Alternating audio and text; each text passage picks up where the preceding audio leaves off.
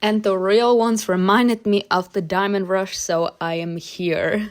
I even started before it because I'm obsessed. So let's just see. I'm still completely shocked on the fact that this beast actually wants our ass for some fucking reason. And now we actually decided to go ahead and accept MIKAEL's offer. I keep on forgetting what his name was. He just popped up once. But I know it's with an M, so sorry if I said it wrong. But she still is resisting on telling everyone else what she does or what happened to her before she actually got to Astrea. So I really hope that it's not gonna come back to bite her in the ass, because I can't take the strain. But we will see. Season 1, Episode 8, Don't Cross a Bridge Until You've Reached It. In my eyes, that was a nice metaphor for saying don't be too happy for small victories, the war is not over. Episode 8, A Special Evening. Okay. For several mornings now, Simona had woken up in Astrea feeling utterly drained. She lay still and watched the first rays of sunlight creep into the room. The start of a new day filled her with memories again. Her head felt heavy and her chest tightened with a dawning realization. Is this really happening to me? Simona tried again and again to come to a conclusion with clear head, but each time clarity became harder and harder to reach. As soon as she started to analyze the situation, all rational thoughts became drowned out by fear. Someone is trying to kill me. Trying to suppress her rapidly rising panic, Simona closed her eyes and focused on her surroundings. I'm in my room. I can feel the warmth of the sun rays. I'm safe and sound. Not her actually trying to hypnotize herself. Like that's what we said in the last episode in order to calm down the other guy. Babe, I said it again and again. That's just like with breathing exercises. They don't do shit because it's like a temporal solution. Even if you manage to calm down by distracting your mind, if you don't actually clear the root of your problems, you will always be lenient to go back to anxiety and panic attacks. She needs to find the killer. She needs to make sure that bitch doesn't try to kill her again. He sent 3 people already after us. My life goes on. It was comforting to know that hers was not the only one. And Oscar will live on too. Period. The most vivid memories of the past few days flashed before her eyes. Ethan in a pool of his own blood, staring lifelessly at nothing. Philip Moore banging his head against the interrogation room window. Yeah. Could they be connected to me through Godlam? Did my patient tell them about me? Is that how they all became like this? I don't think so, because we're all responsible for our own actions. Besides, this man was in a coma. Like the first one that attacked us probably also got sent to us by the beast. He failed, so the one from the bar who tried to hit on us and then was in the interrogation room, Philip Moore, banged his head against the interrogation, can we call it mirror? Because he didn't manage to kill us, and then at the end of the day he killed himself, banging his head against the wall or whatever. And then now Ethan Moore, or whatever his name was. Like, this is actually creepy. It sounded absurd. But I've seen so many cases in my work at the clinic. The desire to kill a specific woman might not be as unlikely as it seems. Moore visited Oscar so he could have known his brother. In Godlam, they could have easily crossed paths with my patient and with me. It all seemed logical. She could see the unfortunate circumstances that led her being their chosen victim. Why? Why would we be the chosen victim? Because we tried to help them with their psychic, or more like with their mental health, and they said that we are not doing a very good job. I feel like they are obsessives, which is so sad for us. Obsessives that they desire you and feel threatened by you at once. And if they can't have you, as in romantically, having you submit to them, they choose to destroy you instead. That's an obsessive. And I feel like all of them have it. And this is so... God. Now, I feel the need to actually emphasize, like, if any of you actually suffer from something like this, run. Please take care of yourselves.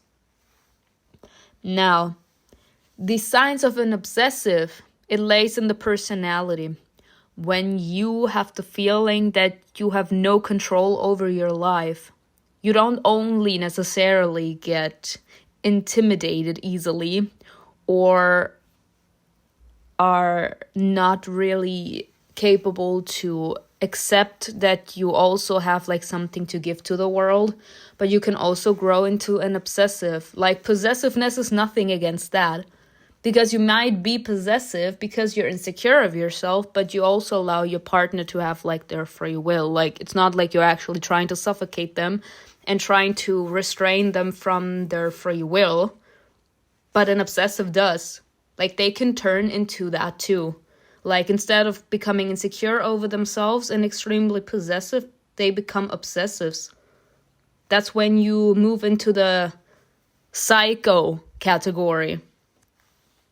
If only I could ask him questions without involving Astrea. The only piece that didn't quite fit was the beast.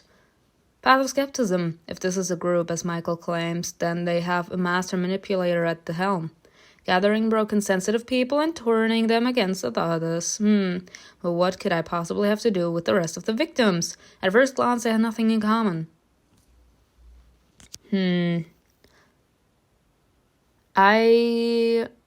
Honestly, I have the feeling that there is a connection. If the patients aren't personally connected with one another, then it has to do with their mental health. And if it doesn't have to do with their mental health, then it has to do with them possibly like having studies at the same university as us. Maybe them like imagining all sorts of stuff with us, and when they didn't get us, they chose to become obsessives. There's a connection. I don't see it. They're definitely targeting specific people. That's why they know me so well. The voice she'd heard in the garden echoed in her mind. She shuddered. They were watching me. Simona realized that the recent events had put everyone around her in danger, and it was all because of her. Yes, because she can't open up her mouth. Like, I get why she doesn't want to say anything, but she doesn't realize that the people that she learned to love in this fucking place are in danger because they're unaware of what's happening. That's why I'm always against people saying, yeah, I want to keep this to myself in order to protect them. You're not really protecting them. You're putting them in danger. And not only you putting in danger your relationship with them, but you're also putting in danger their lives. Because if I'm unaware, I can't protect myself. If I'm aware, I will be a little more careful with my actions, who I trust, etc. because I'm already on edge. But Astrea has been searching for the followers of this beast for a long time. What are the chances that I ended up here purely by accident? Her next thought came in a flash. There are too many coincidences. There are. Maybe the mastermind knew that we would come here. And the most surprising thing is that ever since I started working here, I've been running into these murderers constantly. It's like I'm... Bait? Bait? I wouldn't have viewed us as bait.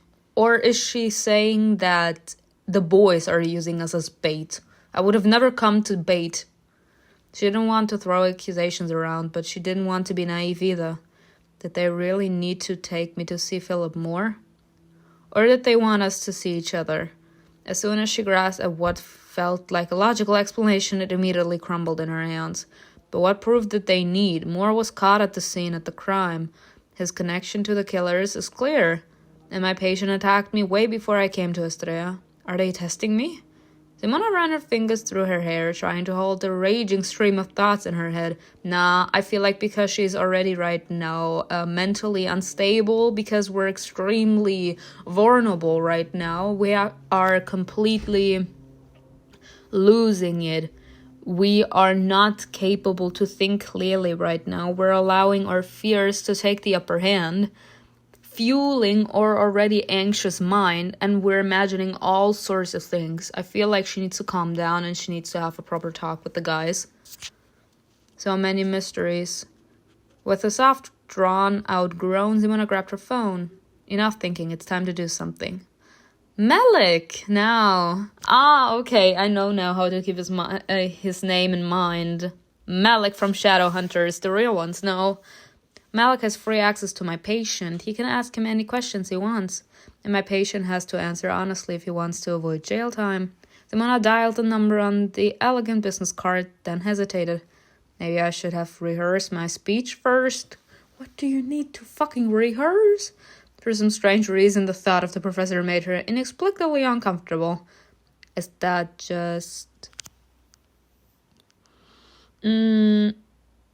Honestly, I'm used to solving my problems on my own. Because I never really had anyone I can count on, so I needed to be capable to count on myself, and it turned into like a normal thing. That I am only capable to count on myself, and when others are like trying to say, yeah, I can help you, then I am dismissive, and I'm saying, no, thank you, I can handle this myself. I don't want to depend anyone / I can't pretend on anyone anymore. And if my head wasn't full of God knows what, I could handle this.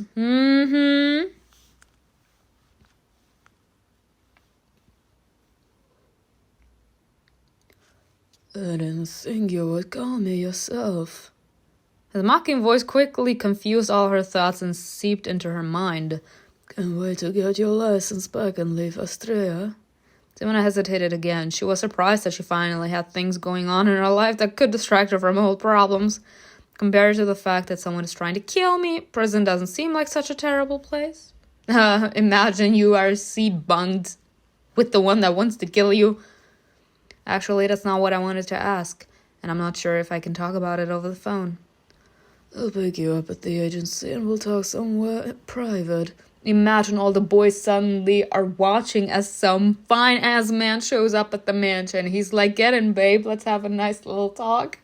Simona had no idea what was on the professor's mind. She tried to protest. I think I can explain the gist of my request in the car. I prefer to hear your childhood story in a more pleasant setting.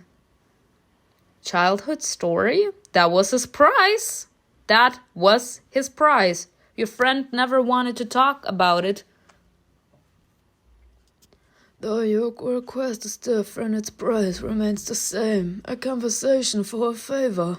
She remembered now that Malek had asked for in exchange for helping her to get her license back. She breathed out. Alright. I don't know how my past could be useful to him, but I won't get my answers otherwise. I'll be there in 20 minutes. Oh my god. So soon? This man is on the run. But no buts. Without waiting for an answer, Malek hung up. This man knows what he wants and he goes for it. Goddamn, love him. He didn't even ask if I'd be ready by then. Why would he care? You called him. He says I'm ready. The professor's confidence was both striking and disarming, period. Okay, the important thing is that he agreed. Simona glanced in the mirror, then hurried downstairs. Before leaving, she decided to tell Malek that she would be... MIKAEL that she would be away. I'm at work after all. As it turned out, she wasn't the only one who wanted to talk to MIKAEL this morning. The silence of the hallway was broken by muffled voices coming from the director's office. I can help you, Felonia. Because MIKAEL said so. Because he's in charge here and you know that very well. Felonia is asking to speak to the higher-ups again. Aren't you above all this? This isn't about me. I guess MIKAEL isn't here. Should I look for him somewhere else? Yes. The next choice will let you learn something about Raphael. Stay. Simona moved back from the door until she was at a safe distance away, then listened to the rather heated conversation.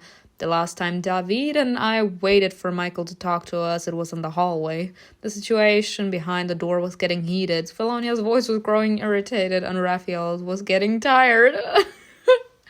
Y'all go tired into the conversation. Who are you holding on to here? No one cares about you, just like they don't care about me. My god, girl, but you don't need to be like that. Not everyone. Me? His uncertain response elicited a bitter chuckle from Felonia, clinging to every chance like a fool. I hope your head isn't filled with thoughts of the evaluation. Because you're not the only one with an eye on her.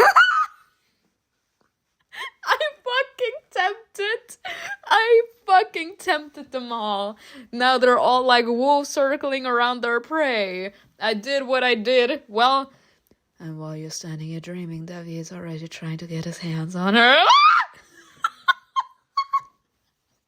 I think this is the best choice I ever made to pick every single romantic option. Let them fight it out. I get no why Patria did this in Heaven's Secret or Crime. Let them fight over me. Let them actually beat each other to death. Like, let them do whatever the hell they want.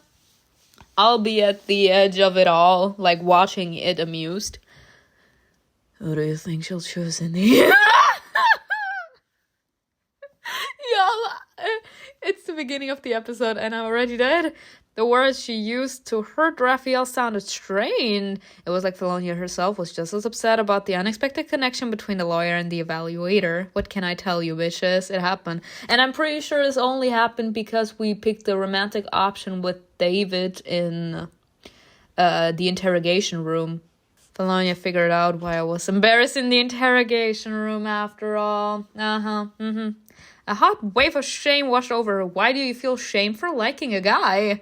Oh god, what am I doing? That I agree with. We're actually a wrecking ball. We all live under the same roof. I won't be able to keep anything a secret here. Raphael seems to care about you, period. Me too, babe. Me too. He's been in so little episodes. We're in episode 8. What do they want with Raphael? That... Like, this isn't the first time someone came to him and asked him for something. I can help you, Felonia, if it is your responsibility. Ooh! I have much more important tasks on my shoulders, and you keep forgetting that. MIKAEL sees it. That's why he doesn't believe you.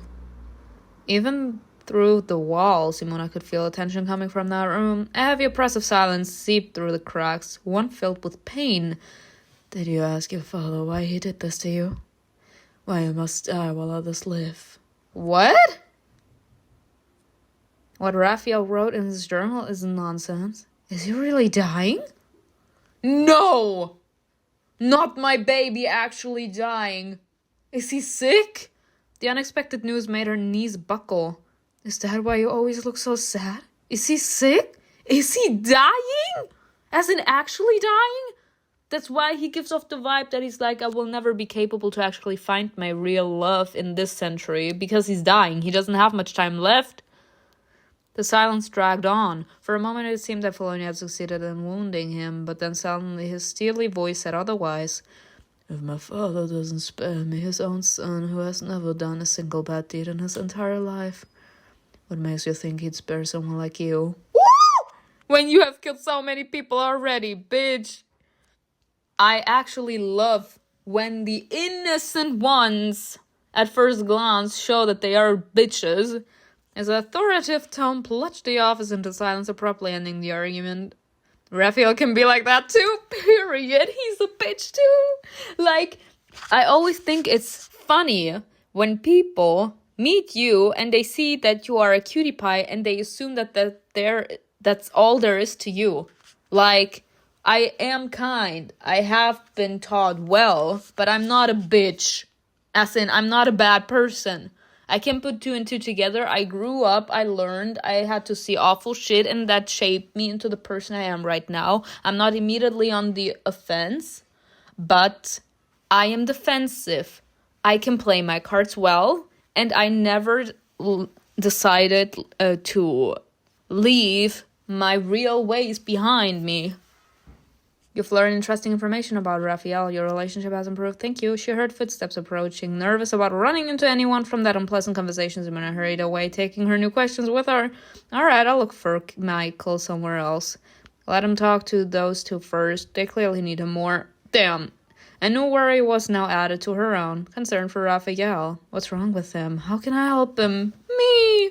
Simona knew she could hardly broach such a difficult subject unless he talked about it himself. She felt dejected.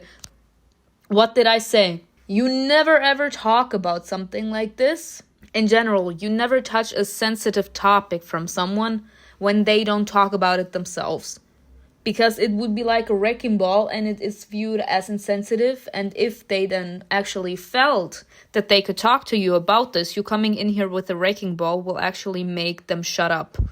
If I want to help you, I can only help you if you actually allow me to be involved. If you let me in, if you talk about it yourself, then that means that you're also open for questions that could turn up while you explain what you want to tell me. So if you don't talk about it yourself, I can't talk about anything that has to do with the topic. I heard about it, I will make my opinion in silence, but I will not actually bring it up to you. Because I have no right. It's not my business, unless you make it my business. I don't think Raphael would want to share something so personal with me. It depends. Lost in thought, Simona nearly missed Michael, quietly descending the stairs. Good morning, Simona. It's morning? Oh, Michael, just the man I'm looking for. He stopped and looked at her from above. What? I wanted to talk to you too. What? But you go first. I have to head out for a while if there are no urgent tasks for me. Of course. Should I ask someone to accompany you? It's always so... I have no fucking idea why I like Michael so much, y'all. Like, it's not like he's a savage bitch like Malbonte or something like this. That's more like David's job. But there's something charming about this man. Don't ask me why. Maybe it's because I know that he actually can be such a savage bitch. And that's only when he allows you in. So it's tempting me. But I have no idea why I like Michael so much, y'all. The unusual suggestion reminded her that she needed to be cautious. I can't imagine who would be suitable to accompany me. Oh my god. And why? Why can't we ask Michael? I hate this. No, but right now, ladies and gentlemen, like Felonia was there to add some sauce to it all. Raphael is such a cutie. I can't go with him, even though I feel tempted, alright? I want to have it with David. I hate this. God damn. But I picked David last time. But I feel like all of a sudden getting CASSIEL in the middle of this, it won't make sense. But we know that Raphael and Felonia want to be like with Michael right now. David.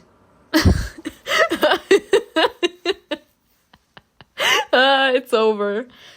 Oh, he would definitely agree to go anywhere just to get out of hanging around here. Though he'd be so into it that we'd end up quickly trading roles. And then I would be the one nudging him to go back home. There's no need. I know exactly who I'm meeting with. And we don't need any extra ears. Well, then don't take too long. I'm going to need you tonight. Yes, Daddy. Tonight? She had to bring up the subject of the work schedule after all. Speaking of evening and night assignments. This is not an assignment. Then what is it? You've had too much on your plate lately, and I'd like to show you that our work is not all trouble and danger. Simona didn't understand what he was getting at. She moved closer and tilted her head up. And here I was planning to talk to you about trouble and danger tonight. I want the danger you bring into the bedroom, baby. Micah slowly descended the steps. He stood very close to her. I'm certainly glad you're not packing your bags and cursing the day you set foot in Astrea. Oh, I've been obsessed with every single man in Astrea ever since I stepped foot on it. But at this rate, I'm afraid that day will inevitably come. Talking in the hallway made the conversation move too quickly. It didn't have the right vibe. Still, Simona had to bring up a subject that was important to her. I'm afraid that all the dangers I faced here have more to do with me than Astrea. Is there something I should know? Yes, but this bitch won't talk about it. Trying not to let anything slip, Simona beat around the bush. Y'all, I could smack the shit out of her. Well, you already know that all the followers of this beast are trying to kill me, right? At least the ones we've met. Of course. You mean Philip and Ethan? There is another one, but I can talk about that yet. Seeing her hesitation, Michael changed the subject again. Let's talk about this tomorrow. After all, I have something to tell you as well. But tonight, I have to attend a private soiree, and I'd like you to accompany me. An evening with Michael? That's interesting. Thank you, Daddy. It will be my pleasure to be your lady for the evening. Let everyone Let them all feel ashamed for not having had the opportunity to get their hands on you first. The chance to observe her boss outside of work was too tempting to pass up. It feels like we should be getting picked up by a carriage and take us to a ball. He knows. Michael senses that your mind often wanders and he finds it amusing. Me too. Simona hastily wiped the smile from her face. You know nothing, you heard nothing. What are we going to do there? It will be a private soiree for enthusiasts of all kinds of valuable things. We'll just relax and try to find out what the item we're interested in might be. Something very expensive? I would even say it's priceless. Let's see what we can learn. Simona glanced at the clock and realized with horror that she was running late. Michael saw her reaction and hurried to end the conversation. If you don't manage to find free time by the evening, go there directly. The evening will take place in the banquet hall of the Secretera Hotel. It starts at 10. Michael gave her a quick look and smiled. You always look impeccable. I probably don't need to mention the dress code. What an honor! Just for you, I will wear hot pants. You know, just like a sexy negligee. But I'll allow myself the liberty to say that I can't wait to see you in an evening gown. The blushing! Simona blushed and nodded. Thank you. Understand about the dress code and about your desires too, period. You talk about it. He started, I ended. Where's the bathroom? Like, he needs to tell me where the bathrooms in this bouquet hall is. Alright. See you tonight, Simona. After saying goodbye, Simona rushed to the courtyard. Y'all, I think it's just fucking hot at this point that this man is like talking about desires and is placing sexual innuendos with everything he says casually with a calm expression. What the heck?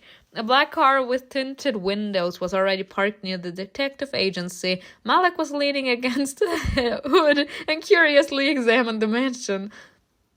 He only averted his eyes from the bedroom windows when Simona stepped next to him. Sorry, I'm a bit late. Ignoring her apology, Malek glanced somewhere over her shoulder and smiled. You bet. Confused as to what he meant, Simona turned around. The wolf was creeping toward the car with a menacing stare. Malek had better get in the car. Yes, it's mine. The man exchanged a glance with the wolf and suddenly felt calm. The pet sat next to her, watching the man warily but showing no more signs of aggression. What's the name of this marvel? Indeed, what is it? Bruno, right.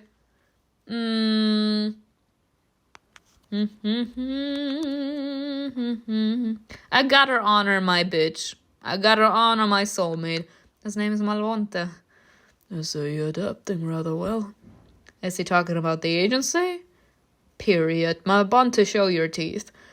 He grinning his ass off by. Can you tell him to lie down? I doubt it. Malek tore his gaze away from the wolf and looked at Simona with much less interest. I'm afraid we can't take him with us. So unless you plan on giving him a command to eat me, say goodbye to him and let's go. Malek's commanding tone reminded her of her unfortunate position. It annoyed her. And he hasn't even done anything for me yet. That's okay, Malvonte. I'll be back soon. He is not having it. The wolf gave Malek a suspicious look, then stood obediently and turned toward the house. If he's settled in the garden, I should ask CASSIEL to help get him set up. Before getting into the car, Simona decided to tell the professor about her plans anyway.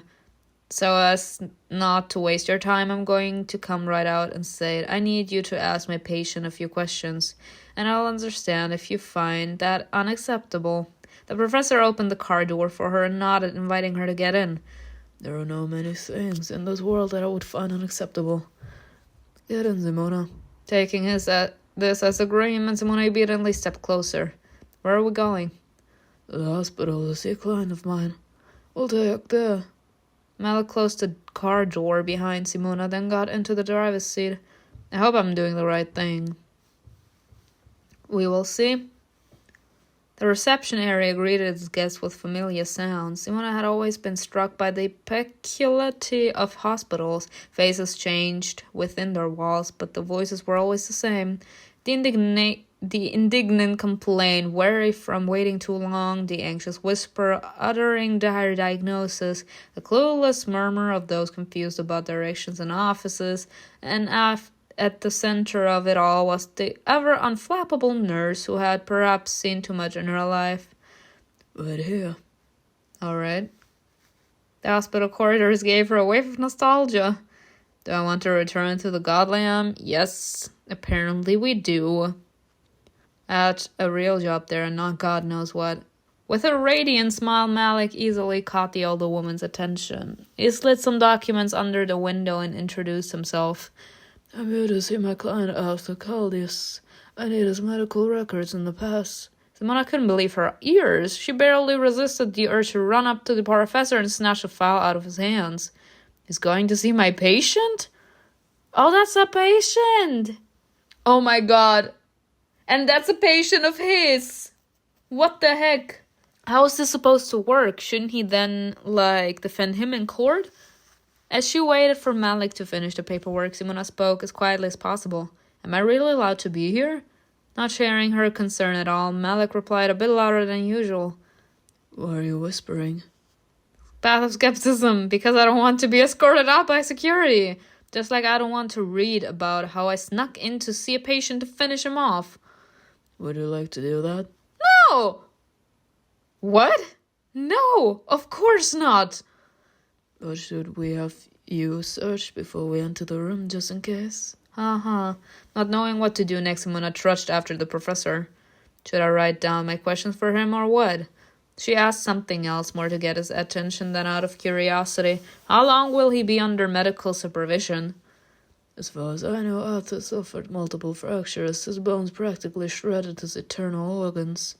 And whether he'll be going to prison or to morgue remains to be seen. Damn!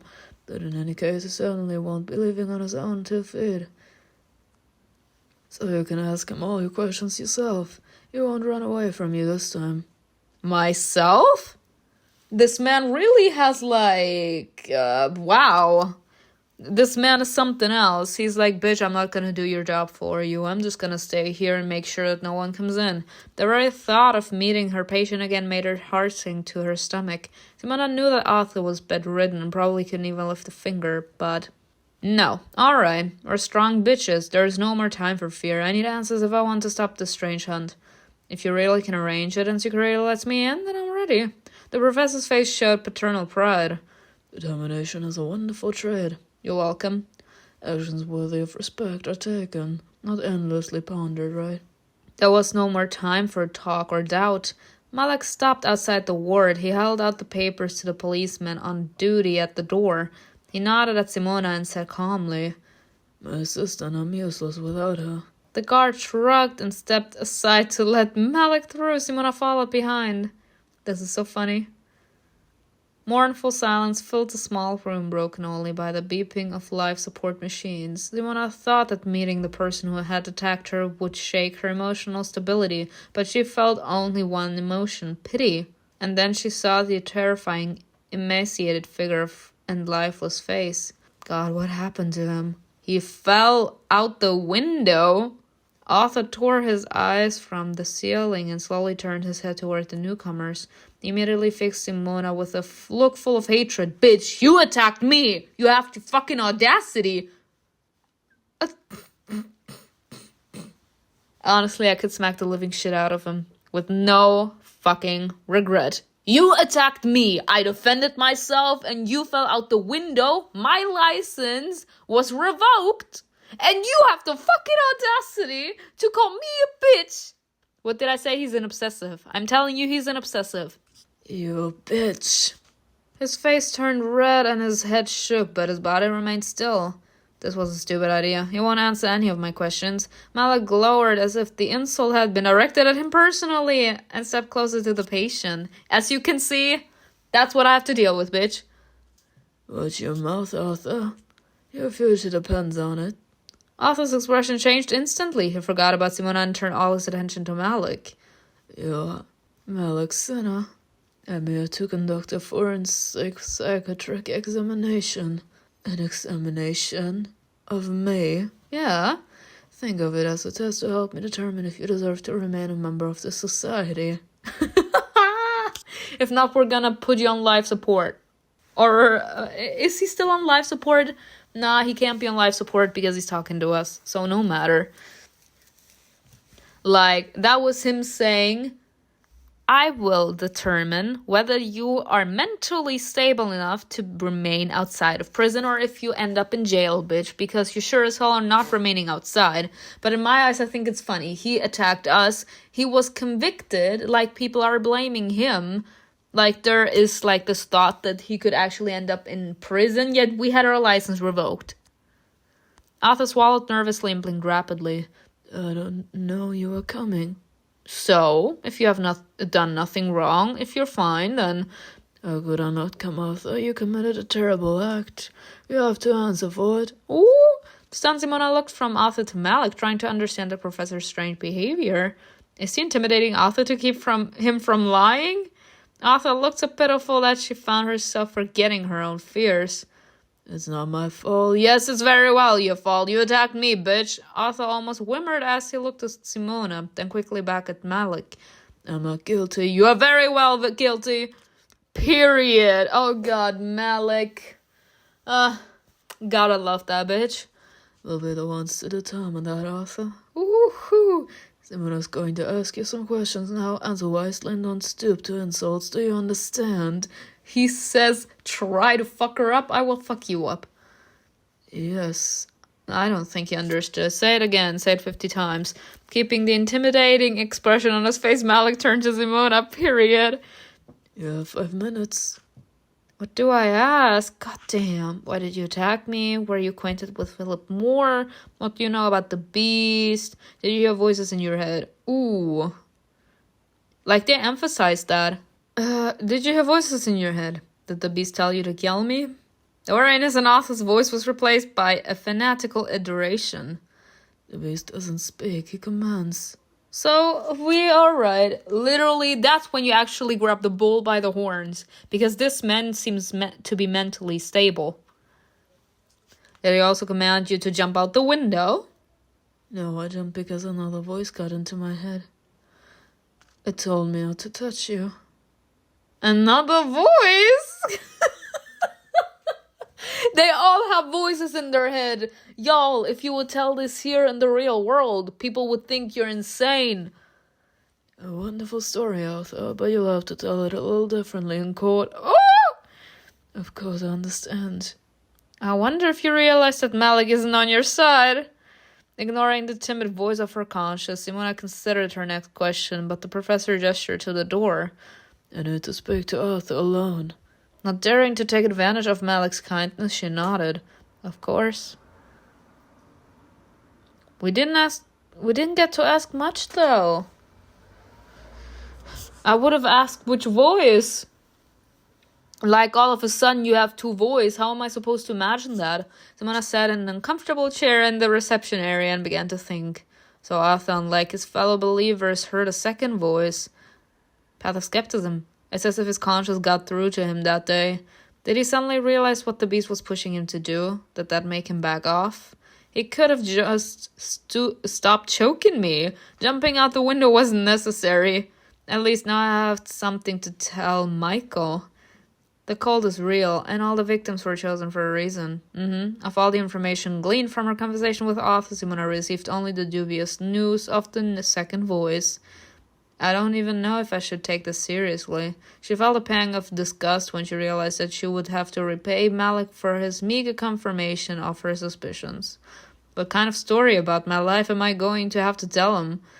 The unusual hum of the hospital was interrupted by a shrill voice. What? Bitch, your son attacked me!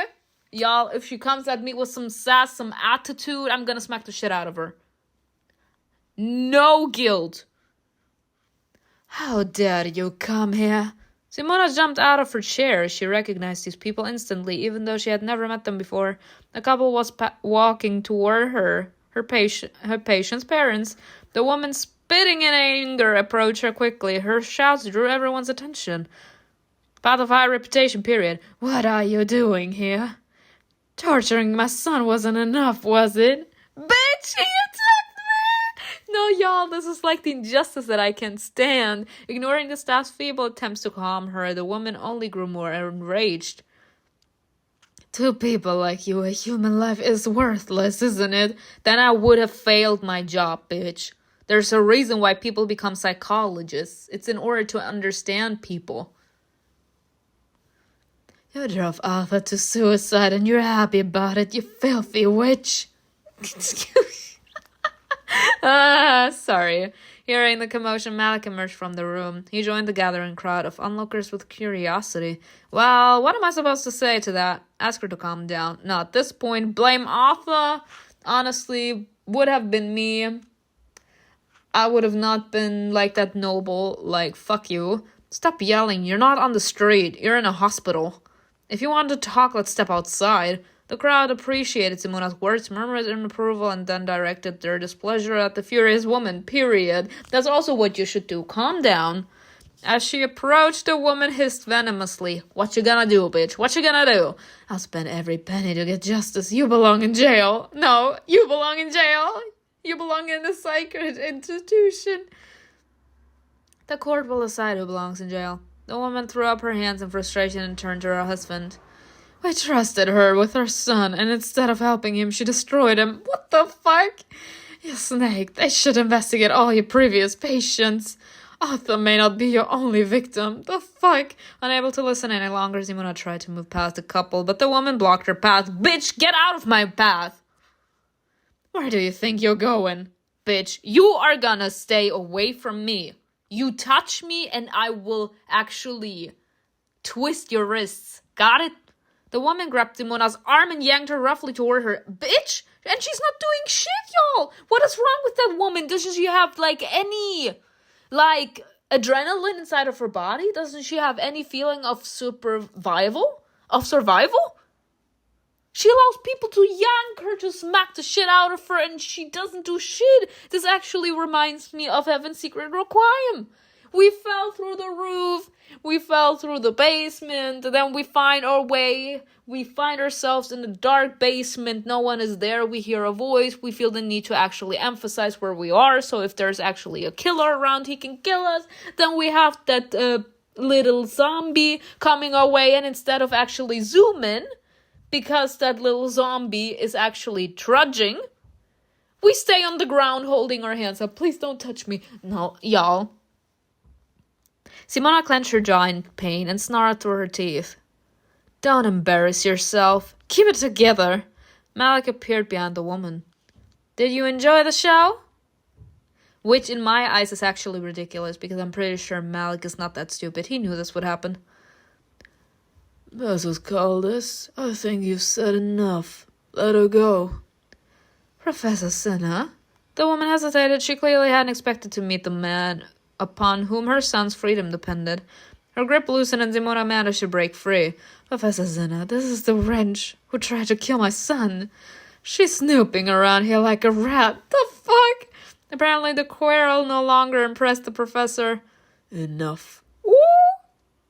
Nah, y'all. I like a man with some sass to him who is actually authoritative. Yes. Take the lead, Daddy. Spend this time with your son while he still has it. The woman grew deathly pale, period. He knows enough. She tried to ask what was wrong with him, but after receiving no answer, she rushed to the ward. The other visitors in the reception area also dispersed. Wonderful. Eager to change the subject, Simona was ready to talk about her childhood anywhere and to anyone. Did you talk to Alpha? Malek nodded slightly, then suddenly smiled. You handled yourself well. Unsure about what exactly Malek was praising her for, she smirked bitterly. As if I can afford to behave like her in my situation. I doubt you would stoop to such behavior in any situation. Of course, it would be like that. Simona saw nothing commendable in it. I should have put her in her place. Me. So you don't show enthusiasm.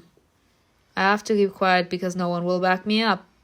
She feels like a victim, so she allows herself to be rude and violent. Oh, Simona. Some people should find a better use for their heads than thinking nasty things and being rude.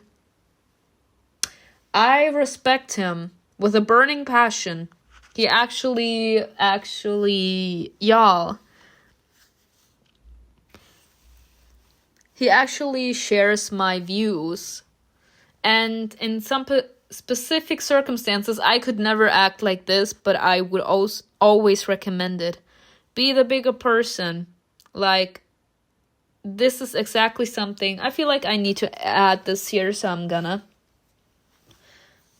I had 2 best friends for 5 years, and then all of a sudden we bolted. I tried everything to keep the relationship still intact, but at the end of the day, there was nothing I could do. Like, they just left me. And I kept on blaming myself for such a long time, to the point where I then came here, and I was like, I did everything in my power just to have them stay. But then first off, I'm worthy more than that. And second, if I actually need to force them, to plead them to stay, then they weren't meant to be in my life to begin with. I did everything in my power. I can't actually blame myself if they decided that I wasn't worthy of staying for. Maybe they didn't think so, but someone else will. Trust me, she's going to lose us sooner or later. Will that make you happy? Would it make me happy? Yes. Her exhaustion and anger spilled out in one short word, and she felt an instant relief. Words can't kill, but they help release negativity. Period. Why do you always think I'm insulting? To avoid looking completely pathetic, Simona waved a hand dismissively. Alright, you can understand their perspective. They're worried about their son. Of course, you can try to understand anyone, Simona. Especially if you get some kind of perversive pleasure out of figuring out someone's dirty mind. Bye. But you must never forgive rudeness. Y'all, girl, I understand why you're having the hottest crush on Malek. I agree. Like, he has this, in general, especially if you're extremely impulsive, you can't actually understand how people can actually remain quiet in the face of having someone else belittle you, belittle your talents, belittle you as a person, and they feel the need to actually talk down on you. You're already insecure enough as it is. You are naive, as in easily manipulated to that specific point. And then you actually feel so bad about yourself. Meanwhile, they have such a strong mindset to the point of being calm. That's so attractive. I'm telling you. Like, when someone is actually, I could never, even though I want to actually view myself as a strong bitch, like, you can tell me what you think. I want to believe that I'm actually quite strong, that I'm a strong mind. Like, there are a lot of people that actually back away from me because I have such a strong opinion. And I'm not scared to actually emphasize on that. But someone like Malek over here, he is that strong to the point that he's actually capable to ignore impulsiveness and remain calm at any circumstances. He says things as they belong, as he should, as the king should. He's like, you can feel anything, compassion, like, and try to understand the deepest, darkest desires of a human mind in order to understand them, because you are a good person. But don't ever feel that you need to forgive rudeness. That is not something to forgive. You have no right. They hardly need my forgiveness, and I doubt there would be any good in it. Malek smiled at some thought of his, then whispered conspiratorially, That's right, Simona. There is no forgiveness. And I'm glad you share my point of view. You're welcome. Malek opened the hospital doors and let her go ahead. Without even asking where they were going next, Simona obediently followed him to the car. As expected, Malek drove her to his office. The professor decided to save all conversation for later, so they walked through the corridor in silence. The same receptionist Simona had seen last time greeted Malek with unspeakable adoration.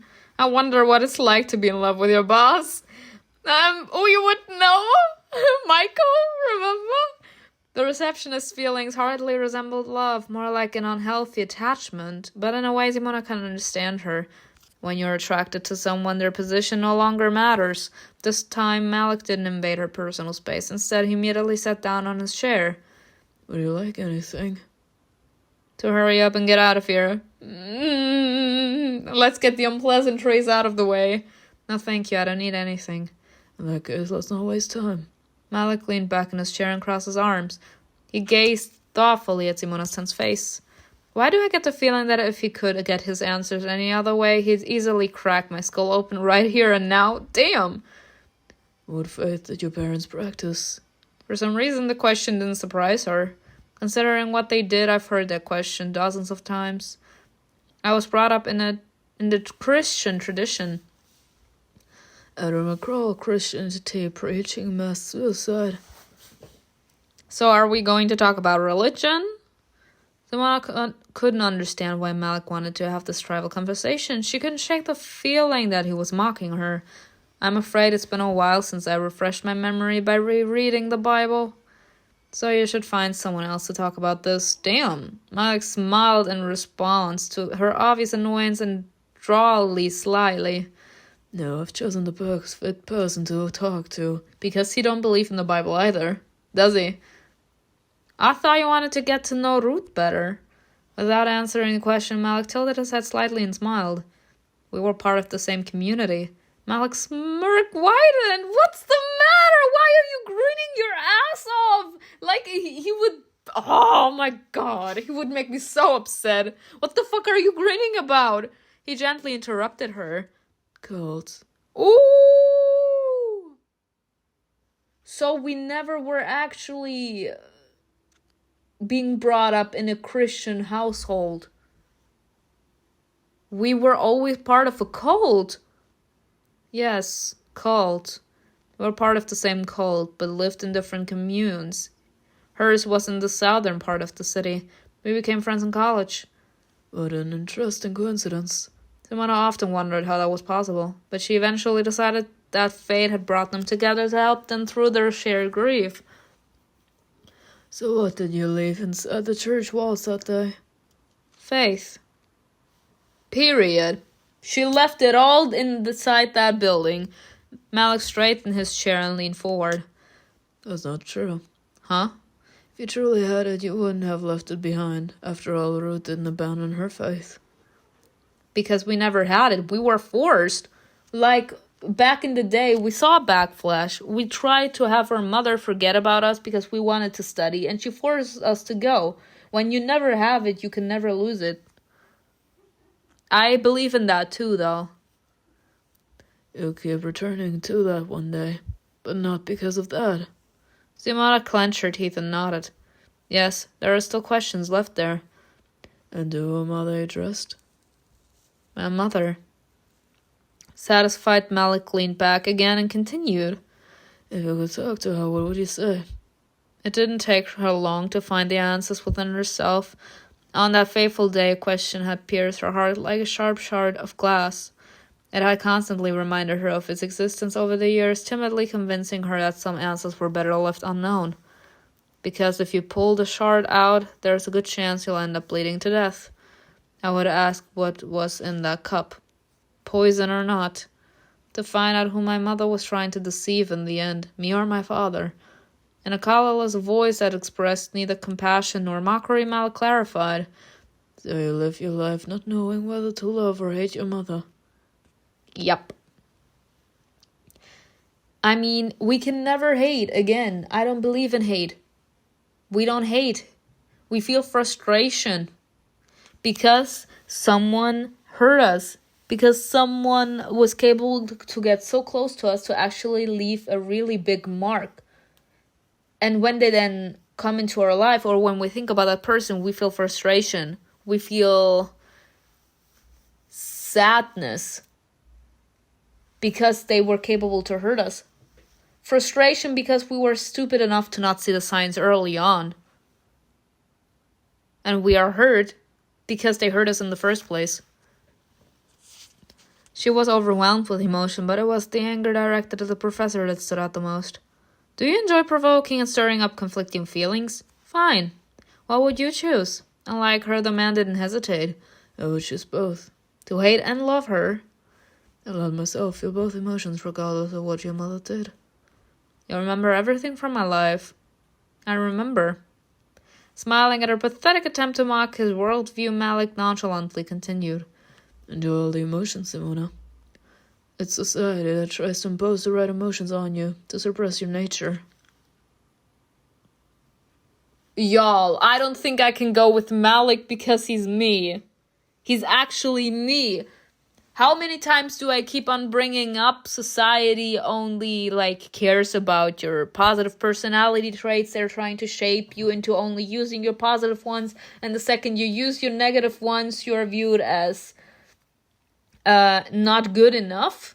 Like in job interviews, etc. How many times have I brought the option, or more like the example, with positive and negative personality traits? Goddamn. First to tame you, then to tie you up to make it easier to send you to the slaughterhouse when you're no longer needed. Y'all, no, Malek is me. Like, that's what society does.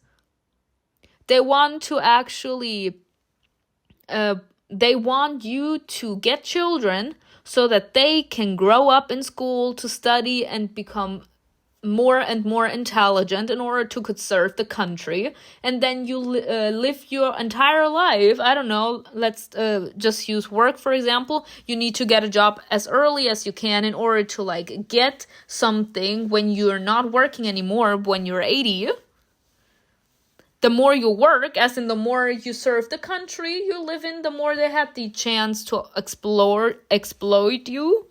The more cents you will get more at the end, and then you spend, I don't know, 40 years, 50 years working for a country that doesn't give a damn about you, and they hope that you die the second you can't work anymore because they don't have money to provide for you, even though you paid.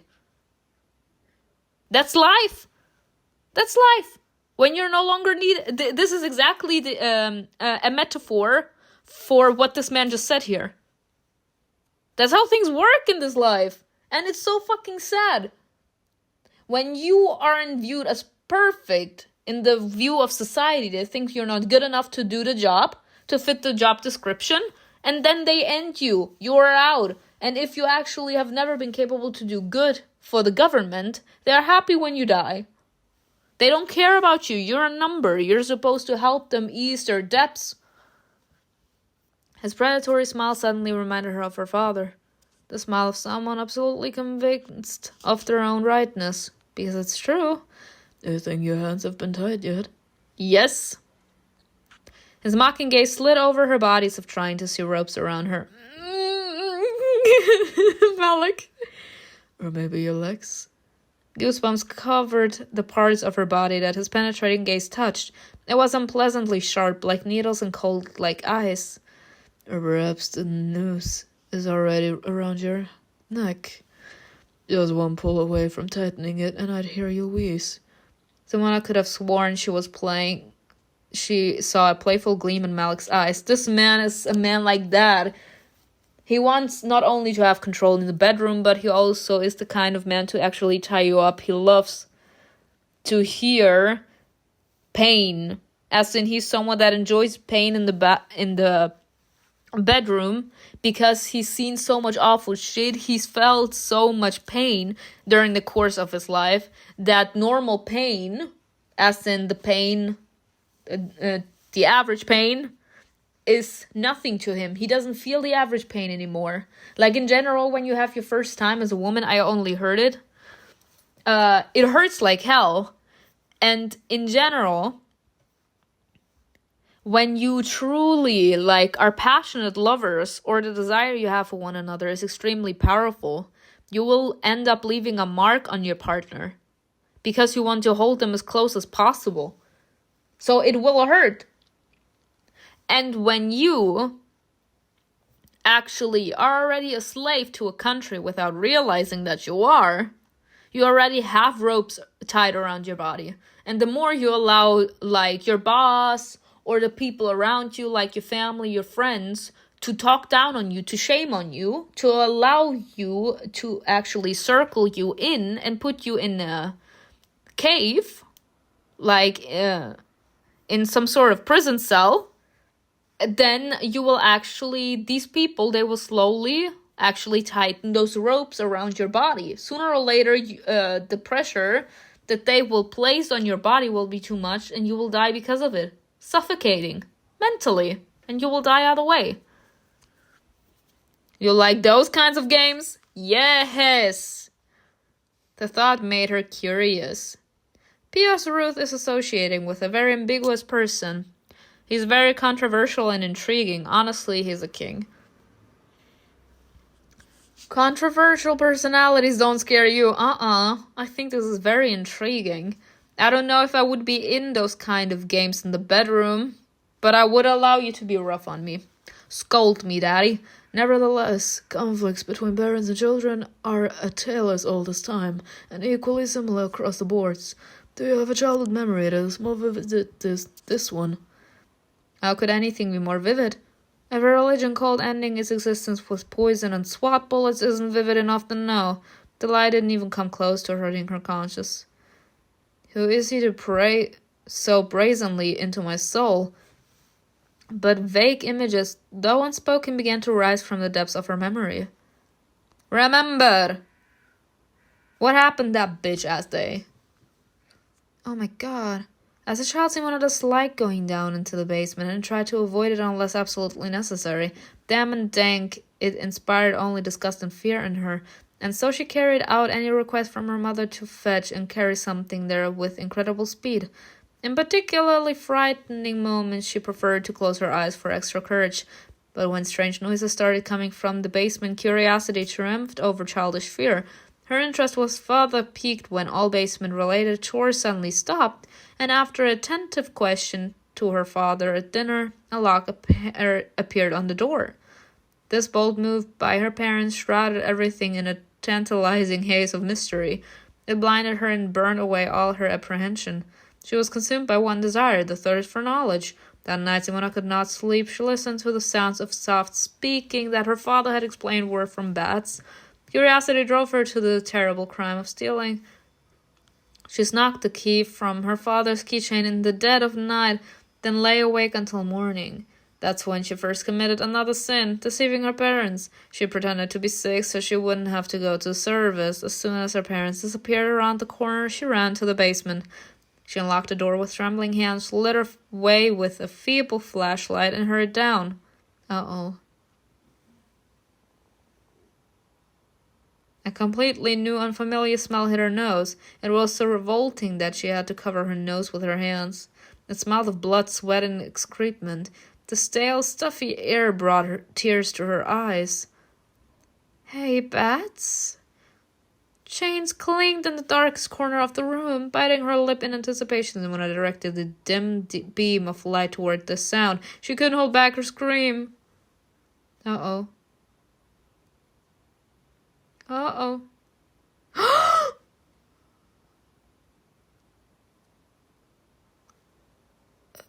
I'm shocked, y'all. This actually gave me vibes of And the Haze Will Take Us when we saw our sister by the bed. Crawling on all fours spider-like, a creature vaguely resembling a human moved toward her. Oh my god. Please help me. Simona bit her cheek until it bled, stifling another scream. She took a step back. The creature stopped and pulled the chain taut and its metal collar dug into the pale skin of its thin neck. Save me, please. The voice was hoarse and weak. It trembled and cracked, making it hard to understand all the words, and the fact that she has been scratching the floorboards because of frustration. Animal fear clouded Simona's eyes. It turned the exhaustion child into a dangerous beast, eager to tear the unexpected guest apart. The thunderous voice of her father instantly brought the little girl to her senses. Simona, where are you?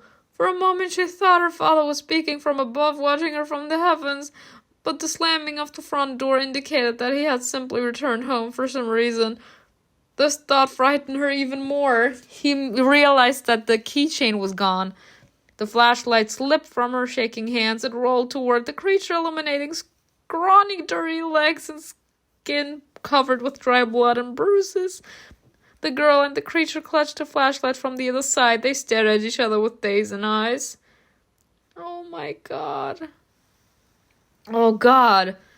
Don't leave. Don't you dare leave, you little brat. Terror burned in the monster's eyes. It released its grip and grabbed Simona by the hair, pulling her toward itself, but it was too weak. Simona barely managed to free herself. She fell to the floor. The flashlight that had rolled away illuminated deep, thin grooves on the floor filled with black bloodstains. The creature's fingers traced across them as well.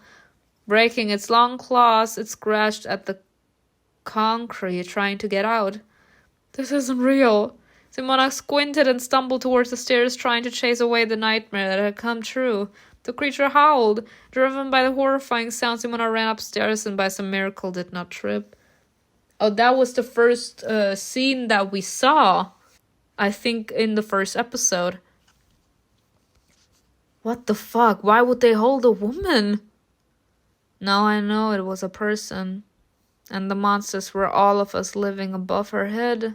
But what kind of cult would do that? Actually hold a woman prisoner? And her actually saying we were the people upstairs were the monsters. Because the monsters upstairs, the human beings pretending to be all saint-like, were the ones holding her hostage, like actually minimalizing her free will, allowing her to become skinny and scrawny, dying. Pushing the memory away, Simona focused on Malek again. This time she tried to steer the conversation in the right direction and ended. I hope I've satisfied your curiosity. I've managed to pick it a bit more, but I like the outcome even better. Not sure how to respond to that statement, Simona asked. Does that mean... We're even, of course, until your next request. He knows we will be coming. I don't know if I'll be making them to you anymore. Oh, he will. We will. We will be back. That's the funny thing. He knows we will be back. Simona nodded and stood up. Malek followed suit. If you have no plans for the evening, we can stop at a nice restaurant on the way to Astrea. Simona's eyes widened in surprise, but she quickly regained her composure. I'm busy tonight. I'm going to Soyer at the Sacra Terra Hotel. Confused as to why she was justifying herself, Simona bit her lip. Because we're a good person. We don't want anyone to feel that we're doing this because we don't like their presence. Interesting. You too? Before she could ask what was so interesting about it, Malek headed for the door. In that case, please come to the car. I'll drive you back. Once home, Simona decided not to waste a little time she had. She found out what time MIKAEL would be waiting for her, then went to an online store to pick out an appropriate outfit for the evening. She ordered several options to choose from. Okay. Oh, I like this. Not my cup of tea, even though the pearls are cute. Obsidian. Oh, diamonds and ruby is the normal one. We got a dress to impress. Continue. Now for my hair. Let's hope this... Oh, God. They be placing so many stupid... Look at this hair! Fine, let's go with this. Y'all, the hair is so disgusting, goddamn. They really don't know how to do it like Heaven's Secret, do they? Unlike David, MIKAEL didn't rush into the room to fetch his companion. He had told her in advance what time he would be waiting for her at the car. Simona twirled in front of the mirror and smiled in approval. Perfect. 30 minutes remained before their meeting. At first, Simona wanted to check the news. She was worried about finding an article with a picture of her from the hospital, but then she remembered the protector. Malbonte approached Malek to make sure he wasn't threatening me. She really wanted to thank the amazing creature somehow.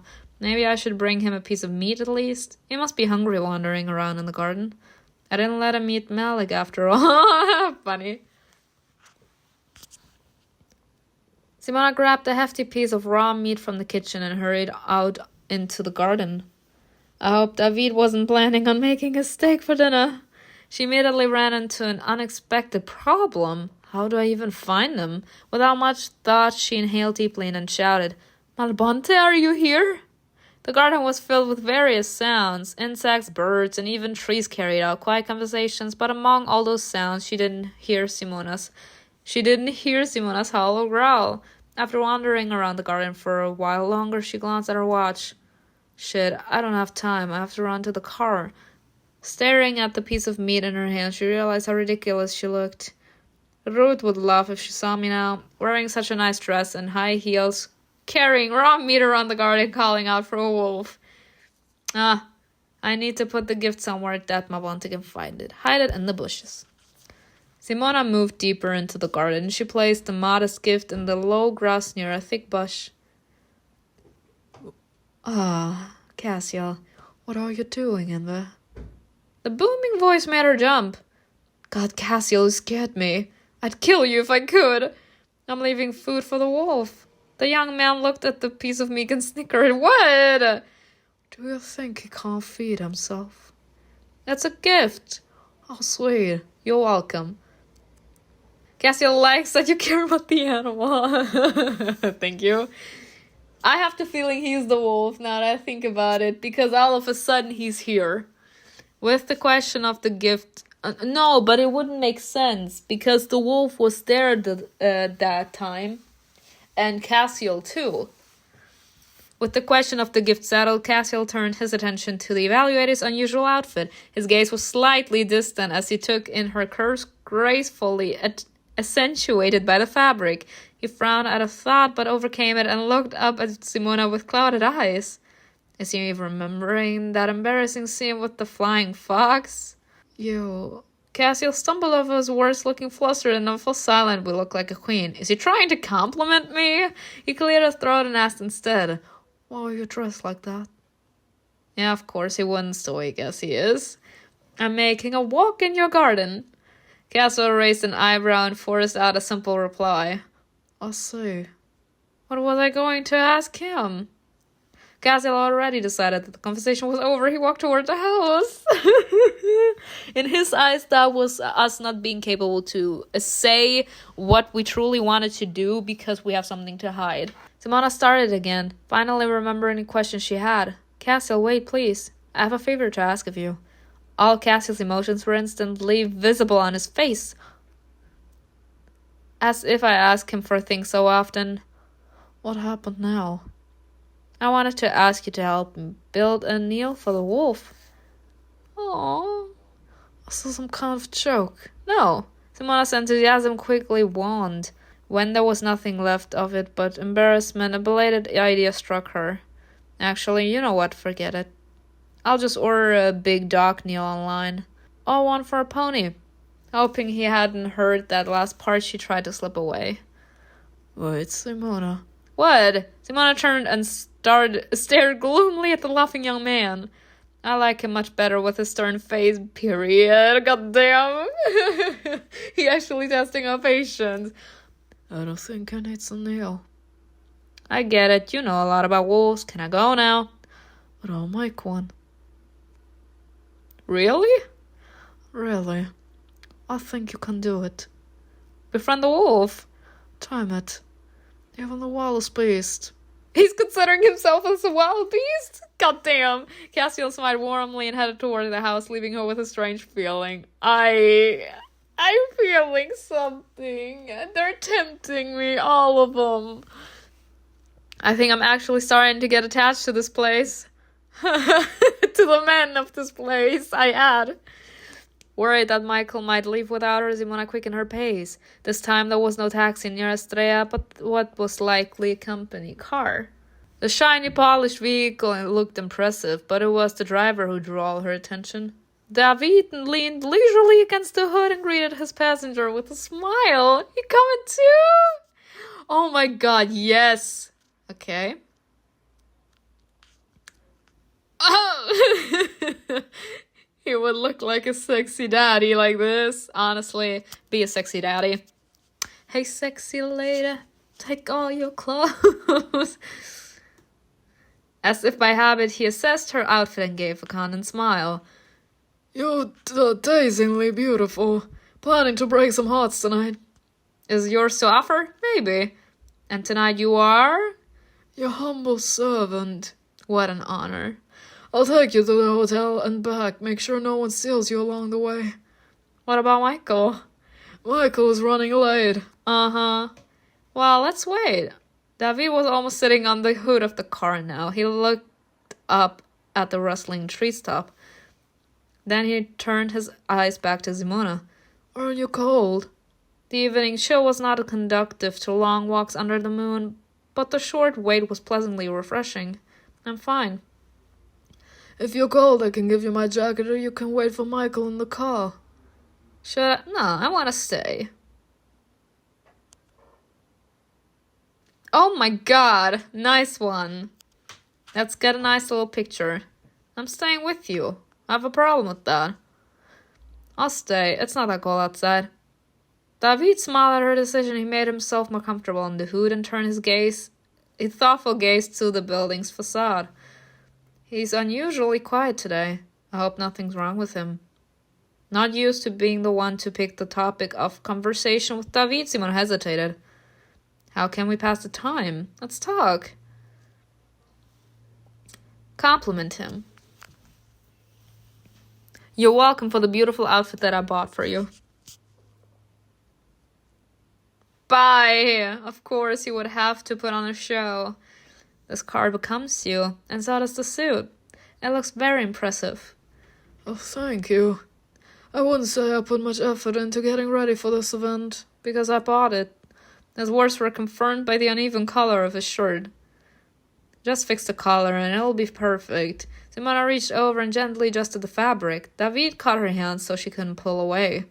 Maybe we should just forget about this, Astrea. Simona stepped a bit closer and whispered conspiratorially. Are you suggesting that we run away? The warmth of his hand was nice. She wanted to feel it all over her, to press against his chest. I'm afraid Michael won't appreciate it if I don't show up at this party. You're too beautiful for these stuffy events. Bye. He's like, bitch, why do you even think you have to do all of this? Do you think I'd look more appropriate at the club in this outfit? David squeezed her hands a little tighter and smiled apologetically. Why don't I take you somewhere where it's just the two of us? Anywhere you want. You're quite the schemer. I promise to behave myself. No, that's a lie. I wish I could make the same promise. Fighting her own demons, Simona moved her hands a little lower. She felt the beating of his heart. It was too fast for someone who had promised total restraint. What can we do? We have this man on a chokehold. What can he do? He's a man. How are we going to look Michael in the eye later? He'll arrive and we won't be here. We don't have to come back. His unexpectedly serious tone distracted her from her playful thoughts. So what will we do? Open a small law firm? We'll do whatever you want. So selfless. What about your own desires? I'm sure they align with yours. David's behavior felt like a devilish temptation. He is, though. I keep on saying he's a devil. Like it has to be passed. Stop messing with my head. Can't get you out of my head. David wasn't keeping her there by force. He let go of her hands as soon as she tried to pull away. David sighed heavily as he realized that there was no choice and that his scheme would go unsupported. Well, I tried to save us.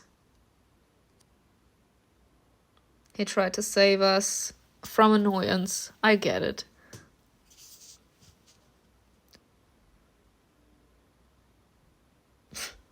Bye. Simona looked up at the unusual starry sky, unsure how to start the conversation. David willingly followed her lead, tilting his head back. Time seemed to move faster in the silence, cloaked in a dark blanket of glittering specks. Unable to think of anything to ask, Simona let her mind wander. At some point, her thoughts got lost among the stars, leaving a pleasant blankness in her head. Are you waiting for one of them to fall on our heads? She took her eyes off the sky and looked at David. That would be nice. Then I could make a wish. Simona saw skepticism on his face for the first time. She couldn't help but ask, Don't you want to? Oh, I certainly don't do that kind of thing. You don't think it will come true? On the contrary, I know for a fact that wishes have a way of coming true. His strange perspective added a mystery she wanted to unravel. Who would turn down such a simple way to fulfill their deepest desire? So you don't like to ask. I can't even remember the last time I asked for something. So self-sufficient. He always had everything served to him on a silver platter, of course. I don't think stars ask for anything in return. So your pride won't be heard. David smiled sadly and explained his point of view. It's not about pride, there's nothing wrong with asking. But to truly enjoy what you desire, you have to put your own effort into getting it. Otherwise everything loses its value. Okay. Someone was taken aback. She hadn't expected this sort of outlook from someone so easygoing and fun-loving. That's why I love them the most. They actually allow you to see things from a different point of view. David noticed her hesitation and smiled.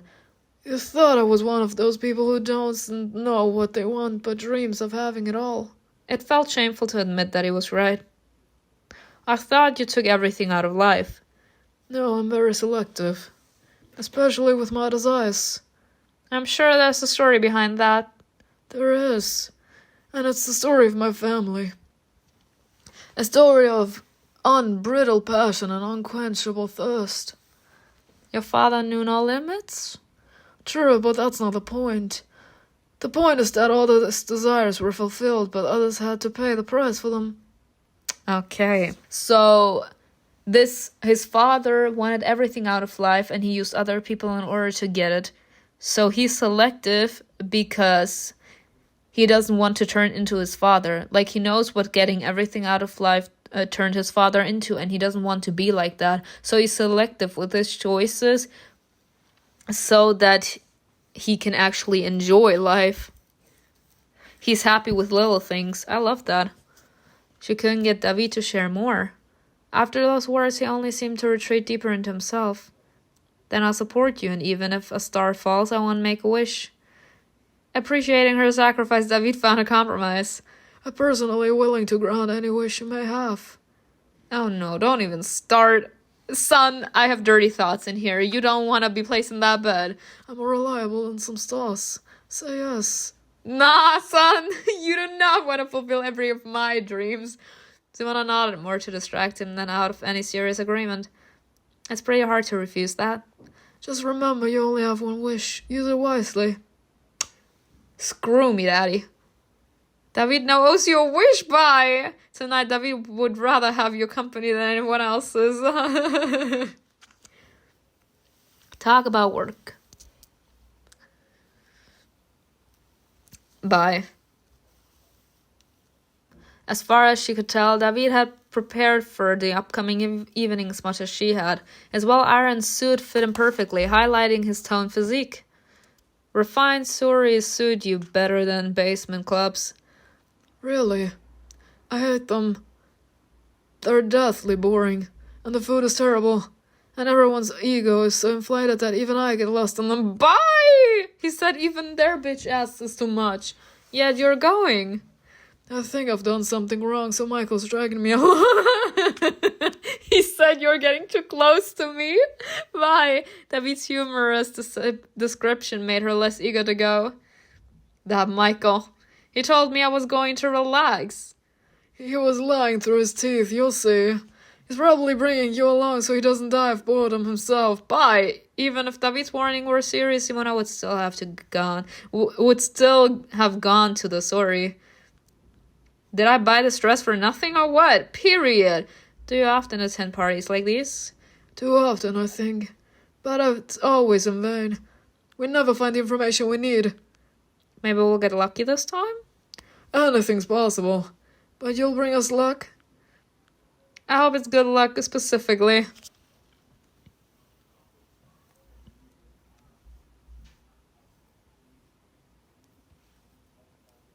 Bye. He says, in the car you go. Off you go. After some hesitations, Simona decided to get in the car after all. Alright, I'll wait for Michael in the car. Of course. Don't freeze, little witch. Bye. Not knowing how else to occupy herself, Simona began to let her gaze wander down the empty street. It was shrouded in darkness of the approaching night. The unmarkable shadows cast by the dim street lights stretched in disorder beyond recognition. Trying not to work out their true nature, Simona lingered on an unusual shape that stood still like a strange statue. Maybe a tree? In response to her thoughts, the shape twitched and grew larger. No. I did say shapeshifters, shadows. Goddamn. It's like shadow hunters, folks. From above, Simona saw a silhouette slowly emerge from the shadows and move toward her. Who could that be? The dark mass was distinguished by its eyes. She could swear they were staring at her. David? Bye. Are we seeing the mist? Are we seeing the mist on the ground? She jumped out of the car and almost collided with MIKAEL, who had finally arrived. What's going on, Simona? She couldn't point out the cause of her strange behavior. The silhouette she had just seen had vanished. What was that? Did I imagine it? Was it just the shadows of the trees? I don't think it was, though, but I chose the skepticism path, so I need to stick on it. After failing, we did see something. Am I seeing monsters in danger everywhere now?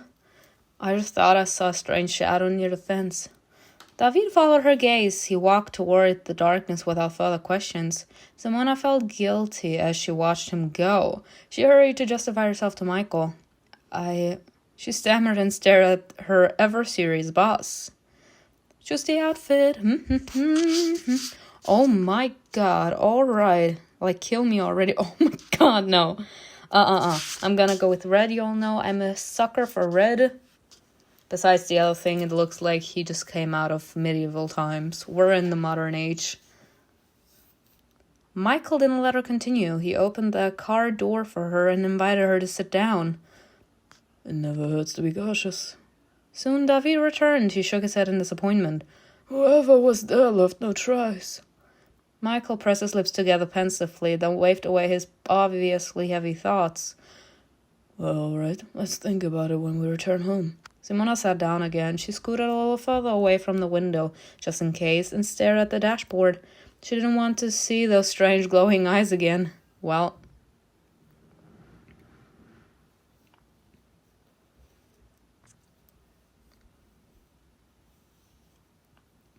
the Sacra Terra Hotel was located on the outskirts of the city, hidden from prying eyes by tall pine trees. The elegant Gothic building was as dark and mysterious on the inside as it was on the outside. Simona tried not to gawk too much, trying to keep in line with her more composed companions, but every now and then she had to rein herself back in. Who owns something so beautiful? The guests in the lavish banquet hall fit right in. I have the feeling it's from Malek. Like aristocrats shaded by all the world's pleasures, they held their chins high as they glided through the hall. They exchanged empty but pompous chatter, asked pointed questions, and drowned their boredom in crystal glasses filled with champagne. I wonder if MIKAEL feels comfortable here. Simona inadvertently compared this place to the club David had taken her to on her second day in Astrea. She glanced over at the cheerful man in question. David held himself impeccably, showing no signs of boredom. Like a chameleon, he had taken on the atmosphere of the room and blended in with the crowd. This man is amazing. I love him. His usually warm and open gaze had become critical and arrogant. So that's how I'm supposed to act here?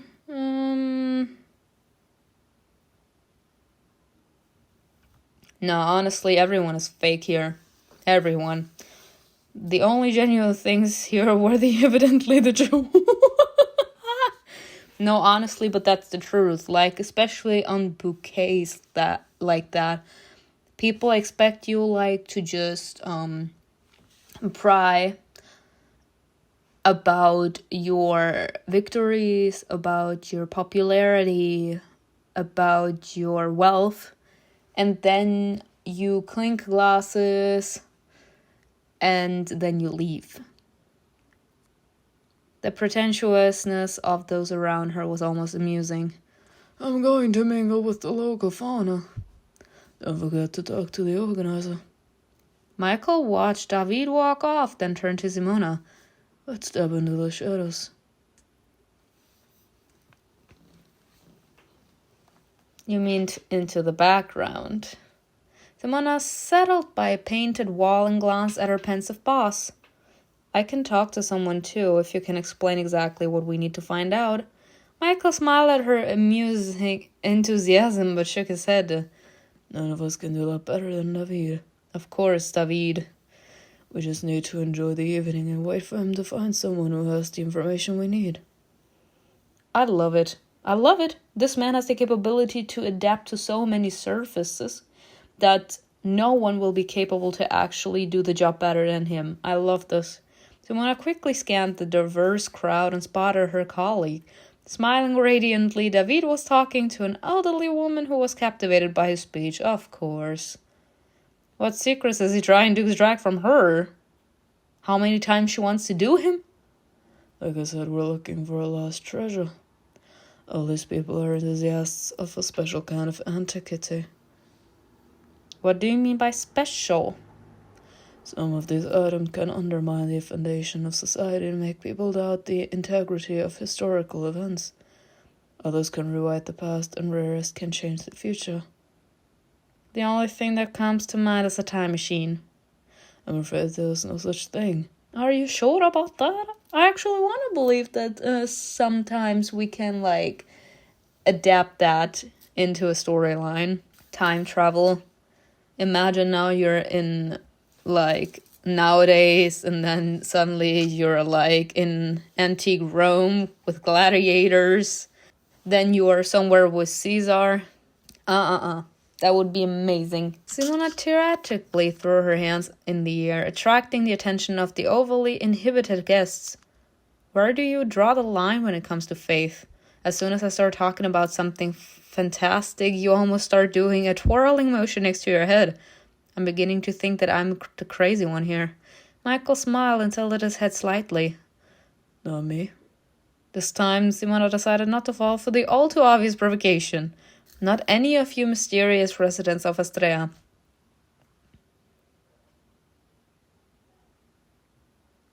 Slowly, as if by an audible command, the guests began to pair off. She had no time to ask what was happening. The answer came in the form of music that cascaded down like a waterfall from somewhere above. Can we dance? Simona looked up to see a small orchestra perched on an inconspicuous balcony.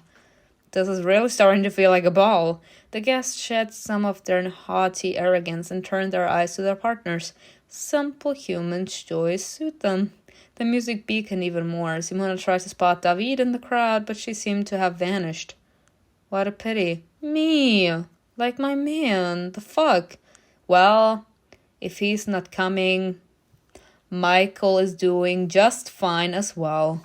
But just to put it in here, both for every single one I played, don't you ever dare feel like you have to be sloppy seconds. Okay. I'm just a bitch. What can I do? I love to play. I love to provoke. It gives sauce to the storyline.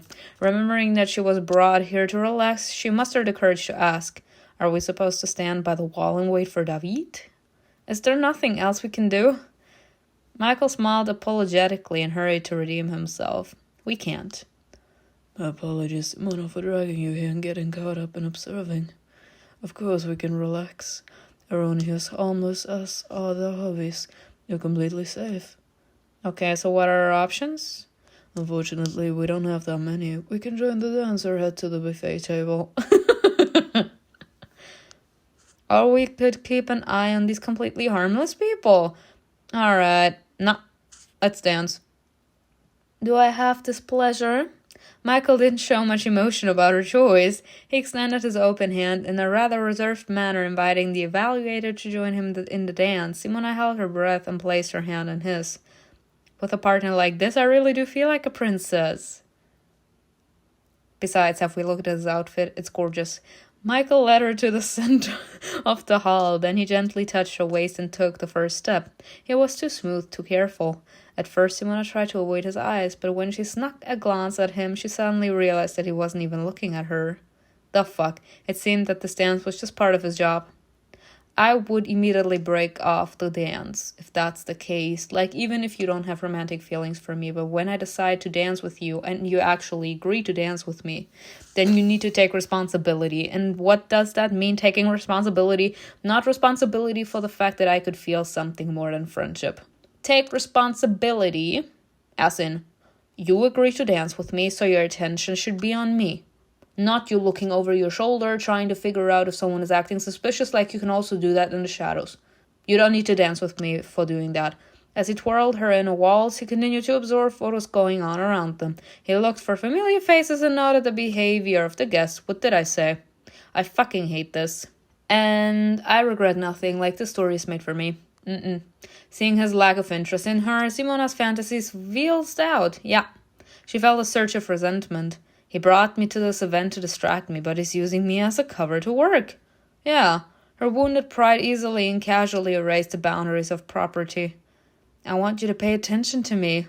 Honestly, even if you wouldn't be romantically involved, and this would be just like a friend's dancing. I'm vulnerable, okay? And in general, I would expect you to respect me as a friend, as a colleague. That means your attention should be on me if you agree to dance with me. Like, in my eyes, that's just a logical thing. Even if it's not romantically, I feel the need to emphasize this has nothing to do with romantic interest in general. You as a human being, you agree to dance with someone, with your friend, then my attention should be on you. I agree to dance with you, so me actually spending this dance with you all means my attention is on you. My attention is not in the back of the room. It's not with my ex. It's not with my family. It's with you. If I knew that I couldn't actually keep my head with you, then I should have remained silent about the entire thing. I should have said, no thank you, I'm not interested to dance. Instead of actually dragging me here in order to look over my shoulder the entire time. Like, he's not even being discreet about it either. The mischievous idea bopped into her head. Simona was perfectly coordinated and never stumbled, and even when learning to dance. That same feeling grace allowed her to accidentally step on Michael's foot in a way that seemed quite natural. She dropped her eyes apologetically. Oh, sorry. Michael paused in this observation and looked at her questioningly. Yeah. Are you stupid enough to buy it or not? I got lost watching the guests around us and got distracted. Honestly, she's just using this as an excuse, like, to show that she's actually pissed at the fact that he did that too. But on the other side, this is a nice thing. This is a nice thing to do, honestly. Like, just get the fuck away. Please. Bye. Like, she literally is just saying, in a way, that's a nice way to do this. This is her literally saying out loud what's getting on her nerves, what he's doing. Yeah, sorry I got distracted watching everyone around here. Like, my head wasn't in here as well. Michael's lips twitched. Unable to suppress a smile, the boss went along with her playful mischief. Be more attentive, Simona. Oh, please, you're coming with me with that bitch-ass attitude? I would have kicked him in the nuts, y'all. No second thoughts. Don't get distracted from your partner while you dance. Bye. He decided to do the exact same thing back. I guess that's what he meant when they said he decided to play along with her playful manner. Okay. I mean, bitch. If you decide to dance with me, the attention is on me. Of course I won't do it again. So don't you dare do it again, bitch. As if in retaliation for her insolence, Michael held her tighter. Bitch, I should be pulling you tighter. The fuck you think you are? Feeling the need to show that you are the dominant one. He pulled her closer with a gentle tug. It wasn't enough to attract curious glances, but enough for the sharp cold of his eyes to penetrate her skin. I'll lead so you don't stumble again, alright? I will obediently follow your lead. I definitely will not, but if you're a great dancer, let's see. Oh, wow. And again, a beautiful picture with this fine-ass man. He looks gorgeous, y'all. I could eat him. Sorry. The polished, melancholic melody suddenly matched their playful mood, shifting to sensual, lively sounds, and the dress is the same one as I bought. Following the music, Michael quickened his pace. He navigated the hall swiftly but smoothly, deftly maneuvering between other couples. He said, I need to show you what I'm capable of. The pace quickened, but her feet didn't falter, as if anticipating his every step. Or perhaps it was Michael who kept her from making a mistake. You're full of surprises, like a bottomless ocean with a million secrets, calm and dangerous. But tonight, its eternal calm was replaced by waves that echoed the rising music. That's why I love Michael so much, y'all. Like, there is more to him than what meets the eye. He actually is a hidden Malbonte. He is. Like, all innocent. Like, nothing can penetrate this man's skull, and he's still savage, of course, but he's trying to be calm about this. Like, he has his act together and everything, but deep down, he's a bitch. Let's go. They grew higher and stronger. What will happen if the ocean roars? Michael squeezed her waist and pressed her against his chest. And then her feet were off the floor, and the background was spinning around her. The paintings on the walls depicting the sky suddenly came to life, creating the sensation of being airborne. Her hands instinctively landed on the shoulders of the man who was guiding this flight. She held on tightly. But it didn't last long. Michael gently lowered her back to the ground, then took her hand in his and stepped back. She was almost gasping for breath, either from the pace or her overwhelming emotions, but she didn't want to interrupt the dance. This is how you should distract yourself from work, Michael. But unlike the dancers, the melody knew exactly when to stop. On the final chord of the enchanting music, Michael pulled Simona toward him abruptly and moved her hand aside. Feeling more submissive than she had ever felt in her life, Simona obediently complied. Arcing her back as his strong arms commanded her to, she raised her head to look up at the dark blue ceiling, almost like a night sky. Unable to resist, Michael glanced curiously at her exposed neck. Are you a vampire? So delicate, so vulnerable at this particular moment. He allowed himself a quick glance just below her collarbone, and to quickly remind himself of temptation, he pulled Simona back too. The sky was replaced by the eyes of his eyes once more, making her dizzy. This man said, fuck, I can't get distracted. She's distracting me too much, like I'm not focused on work anymore. Simona had no idea why he was frowning. She freed herself from him and stepped back. Thank you for the dance. Michael shook his head and smiled serenely, shaking off what was unusual lively emotion for him. Thank you, Simona. You're wonderful. Michael seems to have taken an unusual liberty in looking at you. Yeah, he could not stop. We actually turn him on. That's something beautiful. Like, I see this as a compliment. When the music faded to the nothing but more than a distant backdrop to the soft chatter of a dozen voices, David returned. Next to him was a man that Simone had not expected to see here at all. Malek. Period.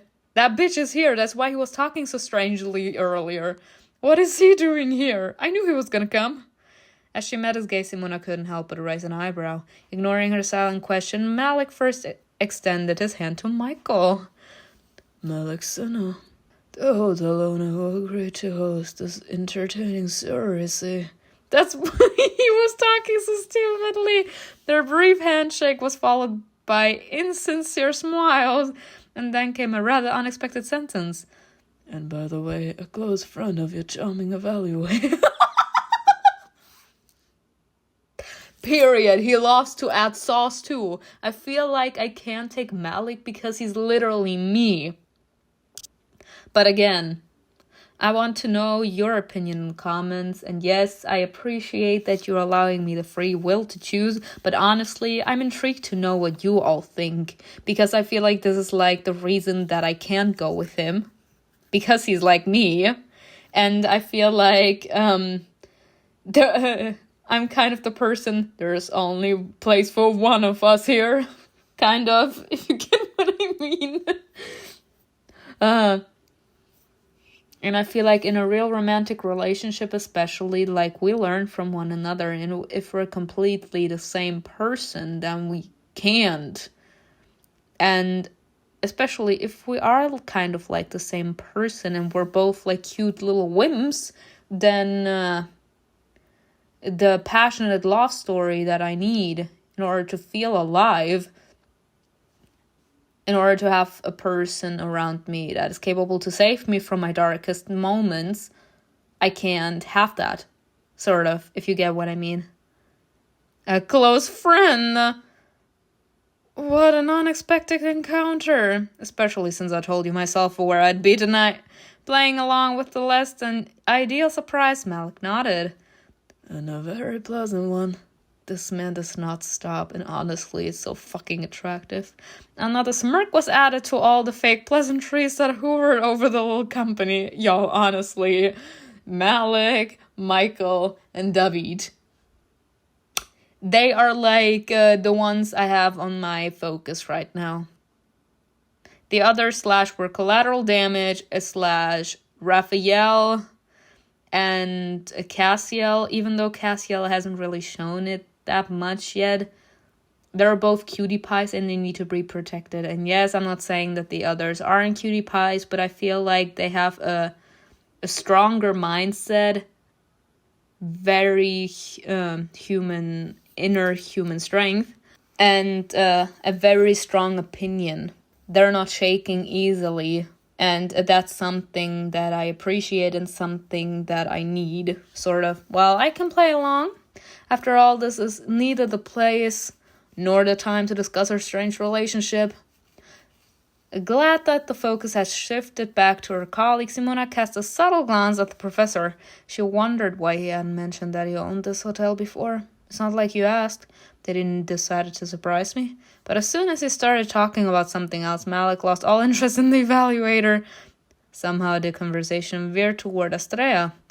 I have to be honest, I didn't even know about your organization until recently. And if it wasn't for Simone, I probably wouldn't have known right this moment. So they all know that we went to him. Our work is quite niche. That's an understatement. Simona tried to detect traces of sarcasm in his voice, but the professor spoke with respect and unmistakable curiosity. After I learned a little more about you, I must admit that I became interested. It is not every day that one meets ghost hunters. We are called many things. But none of those definitions really capture your essence, right? MIKAEL answered for David. His voice was cold and distant. Right. Uh-oh. It's the calm before the storm. He obviously wasn't interested in exchanging pleasantries. You don't organize events like this for no reason, do you? Would you like to know if I'm a connoisseur of antiques myself? Yes, I am. My collection of antiques may be unmatched by anyone in this room. As they got closer to the point, their fake smiles disappeared, as did the unnecessary small talk. What exactly are you looking for? David handed him a picture of the symbol that Simona had mentally dubbed the mark of the beast. Any mention of this. It doesn't matter where exactly it's used. We need everything. I'll try to find out what I can. Glancing at the symbol again, Malek clarified. Can I have the picture? Of course. We're willing to pay handsomely for any information. Malek folded the photo in half and slipped it into the pocket of his pants. He waved off Malek's offer. I feel like he's gonna do some shady business with us. I don't need money. He needs us. He wants us. Then what do you want in return? Simona barely managed to bite her tongue in time to keep from saying what she was thinking. Yeah, he wants us. Stories from your childhood. I'm genuinely curious about your agency's activities. I think your affairs can add some excitement to my rather monotonous life. Would you like us to take you on a job sometime? No, I wouldn't want to get in your way. Just regular conversation is enough. God, he's so straight. It's interesting. Alright, information for information. He says same was same. I appreciate that too. But we'll pay money for any item found related to the symbol. Malek smiled a little too cheerfully and extended his hand. Deal. Oh my god. As she watched the firm handshake, Simona couldn't shake the desire to leave this place as soon as possible and return to Astrea. Fortunately, no one wanted to keep the conversation going. After exchanging business cards with Malek, MIKAEL and David politely asked her if she wanted to stay. They probably breathed a sigh of relief at her firm no. I can't wait just to lie in bed and close my eyes. She didn't even look around as she followed MIKAEL. It's a shame such a beautiful lady missed out on dancing tonight. Simona didn't immediately understand what he meant. She asked him, "Did you want to dance?" I especially wanted to dance with you. It was a crime in itself to leave you both standing against the wall next to our doll boss. Damn, I'm sorry that work didn't allow me to brighten your evening. Oh, sir. Looking at you in this fine-ass outfit was brightening my day.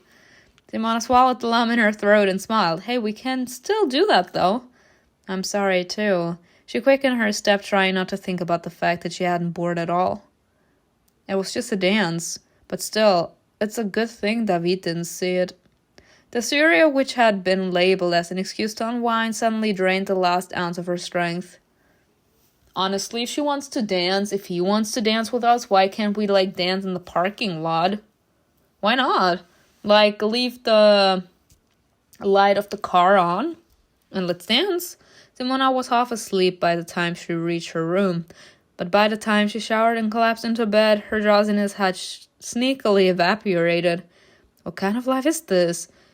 Wound up by the events of the day, she decided to distract herself with something simpler. She reached for her phone. As she absently scrolled through a news feed, her mind kept returning to the strange professor, until her finger hovered over the flickering screen. A familiar surname and a headline made her heart skip a beat. Should the reporters caught wind of the fact that I was at the hospital after all? Preparing for another barrage of insults aimed at her, Simona swiped her trembling finger across the screen. What did I say this time? Probably that I'm a monster who wants to finish off their son. How trivial. But the lines that caught her attention surprised her. Mr. and Mrs. Caldis died at 10 p.m. in a horrific car accident. Unable to believe her eyes, Simona read it again and again. Their son, upon learning of his parents' death, died of a heart attack.